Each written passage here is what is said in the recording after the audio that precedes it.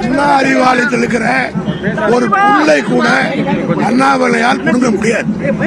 அதே மாதிரி வந்து தமிழகத்தில் விரைந்து காவி ஆட்சியை மறந்தே தீரும் அப்படின்னு அவர் கற்பனை, அது நிச்சயமாக நடக்கவே நடக்காது என்பது ஊரறிந்த உண்மை. அவர் கற்பனையில் மிதந்து கொண்டிருக்கிறார். முதலமைச்சர் வர வழியில வந்து முதலமைச்சர் வர வழியில வெடிகுண்டு மிரட்டல் ஒரு காரு யாருக்கு? முதலமைச்சரோட காருக்கு வர வழியில வரைக்கும் தளபதியை பொறுத்த மட்டும் தன் வாழ்க்கையில் பல சோதனைகளை சந்தித்தவர். ஆகவே எதையும் சந்திக்கிற ஆற்றலும் திறமையும் எங்க தலைவருக்கு இருக்கிறது. இந்த வெடிகுண்டு எல்லாம் அவர் கால் தூசு கூட தொட முடியாது. பேசும்போது கூட முதலமைச்சர் வந்து பொய் சொல்றாரு, ஒரே மேடையில் விவாதிக்க அண்ணாமலை தயாரா?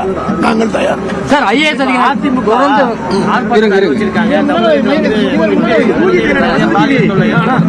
அதாவது அதிமுக பற்றி கேட்காதீங்க. அவங்களே ஒரு நெருக்கடியில் இருக்காங்க.